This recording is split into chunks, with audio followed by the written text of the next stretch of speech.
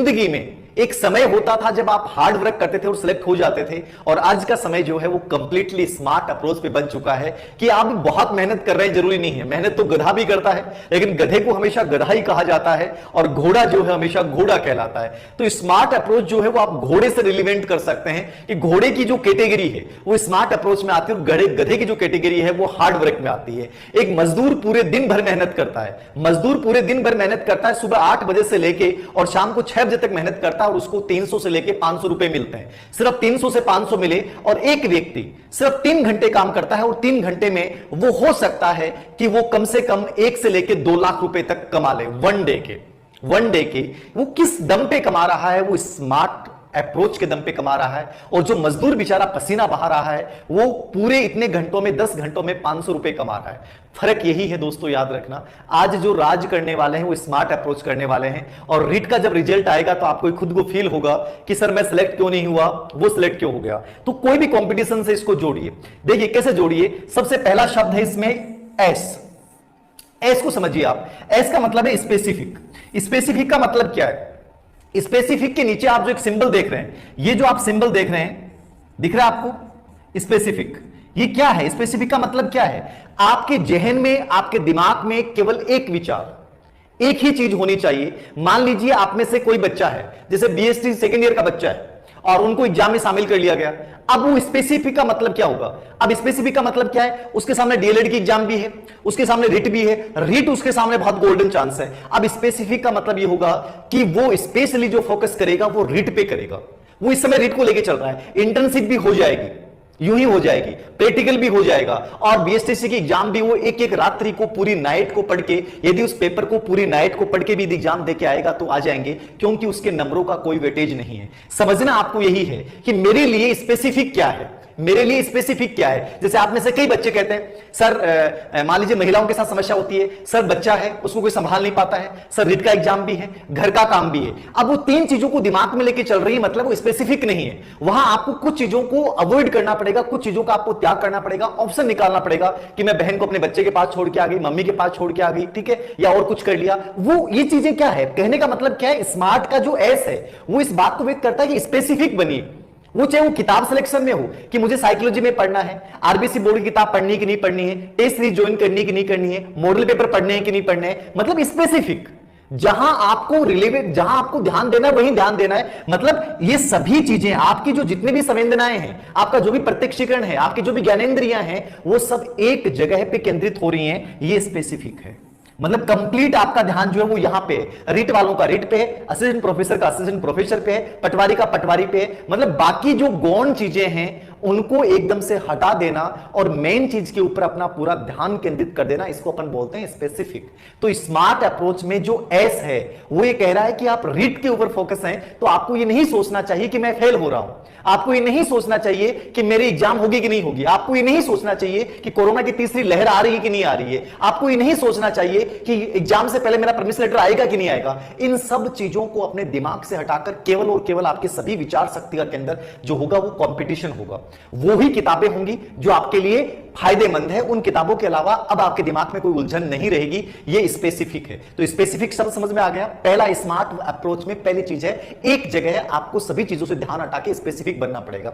Number 2 पे measurable. Measurable का मतलब क्या है? देखिए, मैंने कार्य किया, मैंने स्पेसिफिक कार्य किया। जैसे मान लीजिए मेरे दिमाग में रीट एग्जाम है, मेरे दिमाग में असिस्टेंट प्रोफेसर भर्ती परीक्षा है, मेरे एग्जाम में राजस्थान एडमिनिस्ट्रेटिव सर्विस है, आईएएस है, जो भी है मेरे दिमाग में वो है, वो मेरा गोल है। रीट मेरा गोल है, असिस्टेंट प्रोफेसर भर्ती परीक्षा मेरा गोल है, ठीक है, आरएस की भर्ती परीक्षा मेरा गोल है। तो गोल एक होना ये स्पेसिफिक है। लेकिन मेजरेबल का मतलब क्या है? गोल तो मैंने बना लिया, अब उस गोल को मैं टुकड़ों में विभाजित करूंगा। और मैंने ये तय किया था कि आज संडे है या कल मंडे है, तो कल मंडे का मेरा ये टॉपिक्स होंगे। साइकोलॉजी में मैं ये पढ़ूंगा, आरबीसी बोर्ड की किताबों में ये पढ़ूंगा, टीचिंग मेथड में मैं ये पढ़ूंगा। तो उन चीजों को आपने तय किया, और तय करने के बाद नाइट में, मेजरेबल का मतलब क्या है? रात को जैसे आप 11 बजे सो रहे हैं, तो 11 बजे सोने के बाद आप ये देखेंगे कि जो मैंने 8 घंटे स्टडी की, जो मैंने 10 घंटे स्टडी की, क्या वो 10 घंटे स्टडी सही दिशा में थी? क्या उन चीजों पे ध्यान दिया जहां देना जरूरी था? कहीं मैंने समय को अनावश्यक चीजों पे ध्यान केंद्रित नहीं किया? क्या मैंने उस समय का पूरा यूटिलाइज किया? यानी अपना मेजरमेंट करना है। स्मार्ट अप्रोच क्या कहता है कि आपने गोल एक स्पेसिफिक बना लिया, उसके बाद आपको मेजरमेंट करना है कि मंडे के मेरे ये 5 टॉपिक्स थे और ये पांचों टॉपिक्स क्या मैंने पूरे प्राप्त किए, क्या मैंने कितना टाइम यूज किया, कितना टाइम मैंने डिस यूज किया, इसका आपको मेजरमेंट करना है। तो आपको रात को सोने से पहले आपके प्रतिदिन डेली के कार्यों का मेजरमेंट होना चाहिए। यह आपको एक संतुलित बनाएगा। यह एग्जाम तक आपको ये बता देगा कि आप किस दिशा में और क्या सही प्रेशर के साथ और सही गति के साथ बढ़ रहे हैं कि नहीं बढ़ रहे हैं। तो दूसरा बिंदु आपको याद रखना है मेजरेबल, यानी कि स्पेसिफिक गोल के बाद डेली के टारगेट तय करने के बाद आप ये देखिए कि आपने कितनों को प्राप्त किया और कितनों को क्यों नहीं किया, और कितनों को करने के बाद आपने पूर्व एग्जाम के क्वेश्चन पेपर उठाए और क्वेश्चन पेपर उठाने के बाद आपने देखा कि मैंने कितना सीखा है। यह क्या कहलाएगा? मेजरमेंट कहलाएगा। यानी कि मेजरेबल होने चाहिए डेली के छोटे छोटे उद्देश्य। इसका मतलब क्या है? एक्शनेबल, या इसको मैं 2 शब्दों में करूंगा कि एक तो एक्शन लेना और एक मैं इसको कहूंगा, एक को आप अटेंशन से भी जोड़िए। ए शब्द को 2 शब्द की व्याख्या कर रहा हूं, एक्शन भी आप याद रखिए और दूसरा इसमें अटेंशन भी याद रखिए। क्या याद रखिए? अटेंशन भी याद रखिए। देखिए, अटेंशन और एक्शन कि मैंने मेजरमेंट किया कि मेरे कल जो टॉपिक्स थे उनमें मैंने 1 घंटे एक ऐसे टॉपिक को दिया जिसको नहीं देना था, और उस टॉपिक को करने के बाद मेरे क्वेश्चन भी सही नहीं हुए। इसका मतलब मैं गलत दिशा में था। या मैंने 8 घंटे स्टडी की, 8 घंटे में मैंने इतना समय इस टॉपिक में खुआ दिया, जबकि उस टॉपिक में से तो पर्सन 1 ही आना था, जबकि मैंने घंटे 4 दे दिए। तो वहां आपने मेजरमेंट किया। उसके बाद आपको एक्शन ये करना था कि अब मुझे क्या करना है, अब मुझे वहां फोकस करना है जहां से आना है, मुझे उन बिंदुओं के ऊपर ध्यान देना है जो मेरे लिए उपयोगी हैं। तो एक्शन आपको यही करना है। नाउ स्टार्टअप, एक शब्द आता है नाउ स्टार्टअप। आप में से कई बच्चे पूछते हैं गुरुजी कब करें, सर कब करें, मतलब मेरे से पूछते हैं कि सर कैसे करना चाहिए, क्या आप कर लेंगे। देखिए, कभी भी ये नहीं पूछना चाहिए कि सर अब करना शुरू कर दें क्या। जिंदगी में हमेशा याद रखो, जिस दिन आपके अंदर चेतना आ गई उसी समय, उसी मिनट, उसी सेकंड उस चीज को अप्लाई कर दो। ये एक्शनेबल है, ठीक है। मतलब उसी समय अप्लाई कर देना, यानी कि जो चीज मेरे लिए जरूरी है। मुझे ये लगा कि सवेंगात्मक बुद्धि में इंपॉर्टेंट है, मुझे ये लगा कि मेस्लो का आत्मसिद्धि सिद्धांत में मुझे ये चीज पढ़नी जरूरी है, मुझे ये लगा कि ऑटिज्म बच्चों को पढ़ना बहुत जरूरी है, मुझे ये लगा कि विशिष्ट आवश्यकता वाले बच्चों में इन बच्चों के ऊपर मुझे दृष्टिबाधित बच्चों को ढंग से पढ़ के जाना है।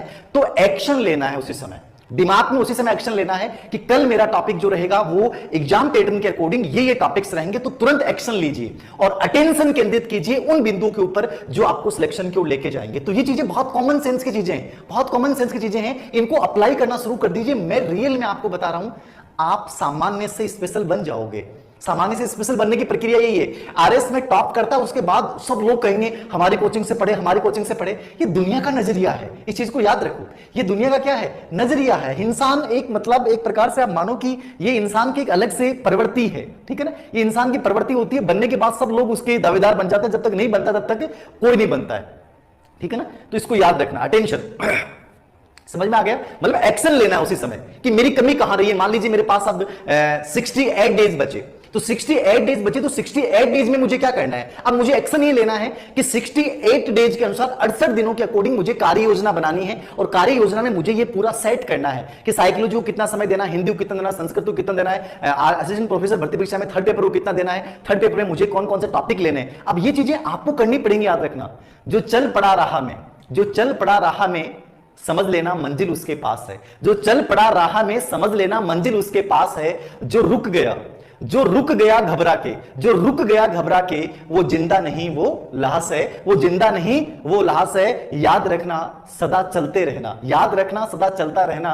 यही जिंदगी में सफलता का विश्वास है, यही जिंदगी में सफलता का विश्वास है। मतलब तुरंत एक्शन में लेके आओ जिस चीज को, जिस समय आपको पता चला वहां एक्शन के मूड में आ जाओ कि यार अब करना है। जैसे कई बार सर मूड ही नहीं बनता है, सर ऐसा नहीं होता, ऐसा थोड़ी होता है कि मूड नहीं बनता है, मूड को बनाना पड़ता है। तो एक्शन की मुद्रा में रहिए। मेजरमेंट करने के बाद आप कहां आएंगे? एक्शन की मुद्रा में आएंगे, ठीक है। और उसके बाद अगला है आर, रिलीवेंट। आर का मतलब क्या है? रिलीवेंट। रिलीवेंट का मतलब क्या है? रिलीवेंट के लिए मैं एक शब्द यूज करूंगा। आप में से बहुत से बच्चे मुझे स्मार्ट अप्रोच की बात करते हैं, तो मैं यहां जोड़ना चाहूंगा रिलीवेंट का मतलब। आप जैसे कंपटीशन में रिलीवेंट का मतलब क्या ले सकते हैं? रिलीवेंट का मतलब यह है कि जो चीजें मैं कर रहा हूं क्या वो सही है, जिस मैं किताब को पढ़ रहा हूं क्या वो सही है, जिस मैंने चैप्टर को पढ़ा क्या वो सही है। जब मुझे पता है कि जीन पियाजे पे प्रश्न आना, जीन पियाजे को मैं शानदार तरीके से पढ़ रहा हूं, ठीक है, कोहलबर्ग पे प्रश्न आना, कोहलबर्ग को शानदार पढ़ा, आरटी 2009 पे प्रश्न आना, आरटी 2009 को प्रश्न पढ़ा, एक्शन रिसर्च पे प्रश्न आना, एक्शन रिसर्च को बहुत शानदार तरीके से पढ़ा, मापन मूल्यांकन की विशेषता पे प्रश्न आना है उसको अच्छे से पढ़ लिया। मतलब जहां से प्रश्न आना है रिलीवेंट उन चीजों को मैं जरूर लूं। आप में से कई बच्चे कहते हैं कि सर शिक्षा नीति 2020 आएगी कि नहीं आएगी, तो मैं कहूंगा कि सिलेबस में नहीं है तो रिलीवेंट नहीं है, उसको पढ़ने की कोई आवश्यकता नहीं है। लेकिन आपके पास समय है तो एक्स्ट्रा देख सकते हैं, लेकिन रिलीवेंट नहीं है, याद रखना। रिलीवेंट क्या है वो चीज याद रखना। आरबीएससी बोर्ड की अपन किताबें पढ़ते हैं, मैं अवनी एजुकेशन ऐप के ऊपर कंप्लीटली 11वीं 12वीं किताबें करवा रहा हूं, तो वहां मैं पढ़ाते समय आपको यही बोलता हूं कि देखिए हम पढ़ तो रहे हैं लेकिन ये चीज नहीं है तो इसको आप छोड़ दीजिए, वो रिलीवेंट नहीं है। सिलेबस के अकॉर्डिंग वो चीज है तो उसको पढ़ना है। बुद्धि के अंतर्गत बहुत सारे सिद्धांत है, लेकिन जब हमें पता है कि हार्वर्ड गार्डनर रिलीवेंट है, मतलब वो जरूरी है, तो उसको अच्छे से पढ़ लिया और बाकी को शास्त्रीय तौर पे देख लिया। तो मतलब क्या है, सविंगात्मक बुद्धि रीट में सिलेबस में डायरेक्ट नहीं है तो वहां पर उसको इग्नोर कर सकते हैं। मतलब आपको ये समझना पड़ेगा, आपको ये समझना पड़ेगा कि मेरे लिए रिलीवेंट चीज क्या है, ठीक है, मेरे से रिलेटेड चीजें क्या है, उन चीजों को मुझे लेना है, बाकी अनावश्यक चीजों को मुझे छोड़ना है। ये स्मार्ट अप्रोच है, याद रखना। बहुत सारे यूट्यूब चैनल हैं, बहुत सारी किताबें हैं, बहुत सारा मैटर होता है, बहुत सारा डाटा होता है। आपको वही डाटा लेना है, आपको वही सूचना लेनी है जो आपके एग्जाम पैटर्न से रिलीवेंट है, जो एग्जाम पैटर्न में काम आएगी। बाकी जो अनरिलीवेंट चीजें हैं, असंबंधित चीजें हैं, उनको आपको क्या करना है, इग्नोर करना पड़ेगा। और जब 68 डेज बचते हैं, 70 डेज बचते हैं या 75 डेज बचते हैं, तो आपके दिमाग में ये क्लियरिफिकेशन होना चाहिए कि मेरे लिए रिलेवेंट चीजें क्या है, याद रखना, ठीक है। तो रिलेवेंट होना चाहिए वो चीज, ठीक है, वही चीजें देखनी है जो रिलेवेंट है। आगे देखिए, अंतिम शब्द है टाइमली। टाइमली क्या है? टाइमली के ऊपर बहुत से बच्चे पूछते हैं, टाइमली का मतलब क्या है? स्मार्ट के पूरी शब्द की व्याख्या की है मैंने, SMART। स्मार्ट का मतलब, टी का मतलब क्या है? Time bound, time bonding. Time bonding का मतलब क्या है? जिस समय मुझे जो चीज करनी है उस समय वो हो जानी चाहिए। अब टाइम बॉन्डिंग का मतलब क्या? कई बच्चे पूछते हैं सर कितने समय में कर दिया जाना चाहिए, क्या करना चाहिए? सिंपल सी बात होती है, किसी भी कंपटीशन को क्रैक करने के लिए हमेशा याद रखें, एग्जाम से 20 दिन पहले एक बार कंप्लीट कोर्स कंप्लीट हो जाना चाहिए। 20 दिन बाद में आपको उन्हीं चीजों को देखना है जो इंपॉर्टेंट है। मतलब एक निर्धारित सीमा के दायरे में कि मुझे साइकोलॉजी को इतने घंटे देने हैं, हिंदी को मुझे इतने घंटे देने हैं, टीचिंग मेथड को मुझे इतने घंटे देने हैं, सब्जेक्ट को मुझे इतने घंटे देने हैं। और आपको उस टाइम के निर्धारित तय की, मैंने मान लीजिए मैंने तय कर लिया कि मैं 30 अगस्त तक कंप्लीट सिलेबस को एक बार पूरा का पूरा याद कर लूंगा और 30 अगस्त के बाद जो है मैं केवल उनका रिवीजन करूंगा, वहां नई विषय वस्तु जो है मैं नहीं पढ़ूंगा। इसको अपन क्या बोलेंगे? Time bonding. क्या बोलेंगे? Time bonding. यानी एक निर्धारित समय में जो आपने कार्य योजना बनाई है उसको पूरा हर हाल में करना है। ऐसा नहीं हो कि आप 20 सितंबर तक कोर्स ही पूरा नहीं पढ़ पाओ और फिर घबरा जाओ, सर अब क्या होगा, सर अब तो प्रेशर लग रहा है, सर हमें तो लग रहा था तीसरी लहर आ जाएगी लेकिन वो भी नहीं आई और इस तीसरी लहर के इंतजार करने के चक्कर में हमने कार्य सिलेबस से पूरा नहीं किया। तो टाइम बॉन्डिंग होनी जरूरी है कि मैंने जब ये तय कर लिया कि मुझे इस समय में पढ़ना चाहिए, करना चाहिए, तो वहां चाहे 70 घंटे पढ़ना पड़े तो पढ़ना पड़े। याद रखना, कुछ भी करना पड़े। जैसे एक नॉर्मली हम कहानी पढ़ते हैं, स्टीव जॉब्स एप्पल कि जो हैं वो कहते हैं कि मतलब जब वो टाइम बॉन्डिंग तय करते थे कि मुझे इस समय में ये चीज चाहिए, तो कहते हैं कि वो उस टाइम बॉन्डिंग के तहत जब रात को सोते थे तो जूते नहीं निकालते थे। मतलब जूते निकालने का समय नहीं होता था कि मुझे समय को वेस्ट नहीं करना, मुझे समय को वही यूज करना है जहां बदले में कुछ मिलने वाला है। तो मतलब इतनी गजब की टाइम बॉन्डिंग थी कि कल 12 बजे से पहले चीज करनी है तो करनी है। स्टीव जॉब्स की जिंदगी का एक रहस्य है। एक आम इंसान बहुत बड़ा बिजनेसमैन बन जाता है, बहुत कुछ बन जाता है, जाकि पूरी दुनिया जो है, बहुत से लोग जो होते हैं पूरे दिन पसीने में नहाते रहते हैं। कई बार कहते हैं पसीना बहाना पड़ता है, पसीने से भी सफलता मिल जाती है, जरूरी नहीं है।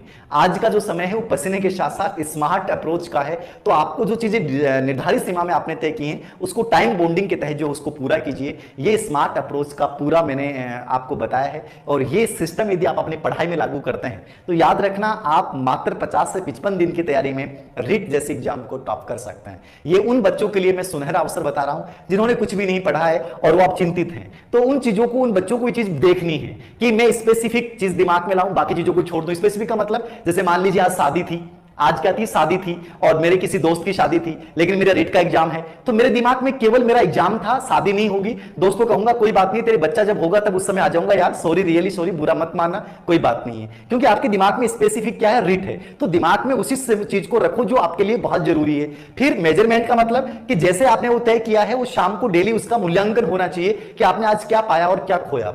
उसके बाद एक्शनेबल एक्शन, एक्शन का मतलब क्या है, जिस चीज को सोच लिया उसको कार्य रूप में परिणित कीजिए, उसमें तुरंत एक्शन लीजिए, नाउ स्टार्ट, अब याद रखना। और रिलीवेंट का मतलब है वही चीजें आपको देखनी है जो आपके एग्जाम से, आपके सिलेबस से, एग्जाम पैटर्न से रिलीवेंट हैं। आपको पेपर्स को हल करते हुए देखना है कि कौन चीजें पढ़ूं, कौन चीजें नहीं पढ़ूं।